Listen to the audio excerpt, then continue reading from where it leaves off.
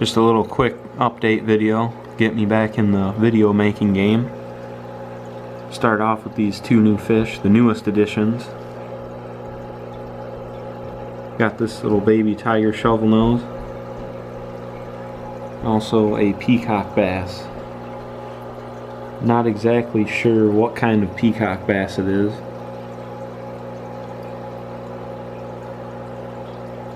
But he is eating pellets.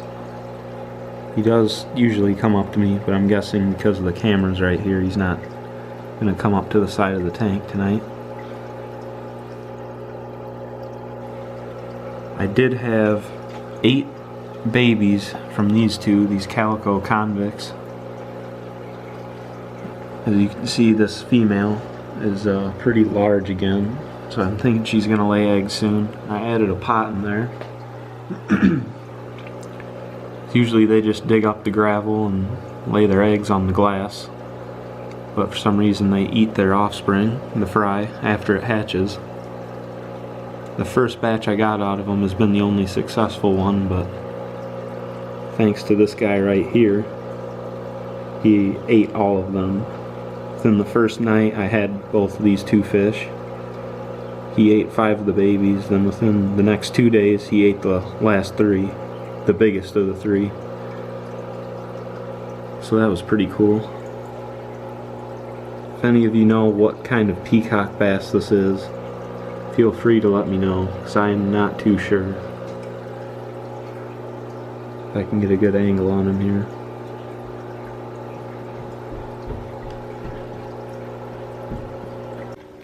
Next item of business is my 240-gallon tank.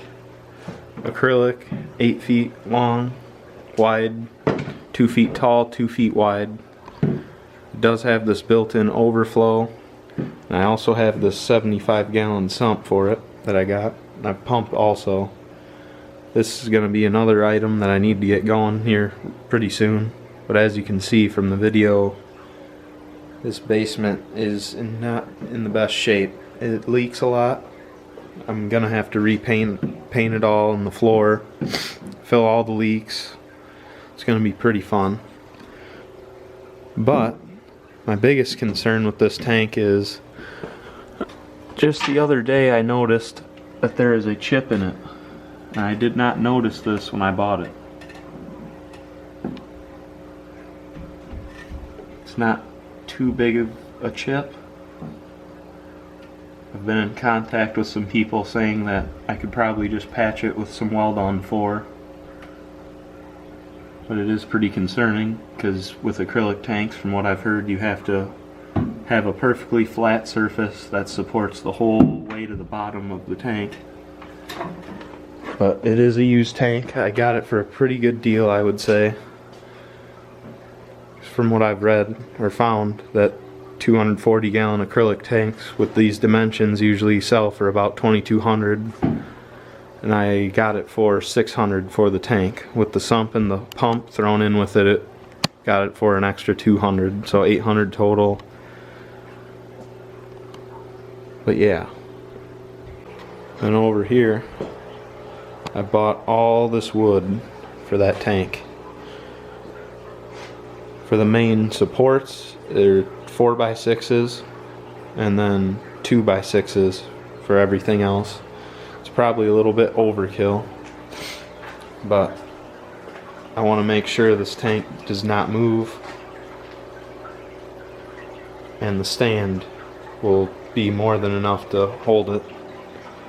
And then also the next project, which will probably be up before the 240, my pool pond.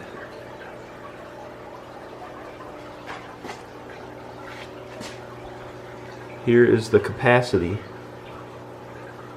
90% filled, 1,506 gallons. My hybrid RTC TSN catfish and my blueberry arowana that I got from Angry Fish Sales will most likely live in this pool, along with that tiger shovel nose and the peacock bass when it reaches that size. I have plans for a few others to go in there, but I'm not too sure yet. And then this will be the area that the pool pond goes. But as I said, I started doing a little bit down here in the basement. I'm gonna have to get all this old paint off, or as much as I can, to reseal it with dry lock. And then for the floor, I'm probably gonna do a resin or epoxy for like garage floors to make it look nice down here. So hopefully soon the 240 or the pool pond, but like I said, most likely the pool pond will be the first thing. As much as I'd like to get the 240 going first, since I got that before this pool, I'd rather see this pool up and running so I know I can house my catfish and arowana. So that's going to be it for this video. Just wanted to give a quick update. Hopefully I can motivate myself to start putting out more videos. Hopefully getting videos out of the projects getting set up and getting the basement redone. But that's all.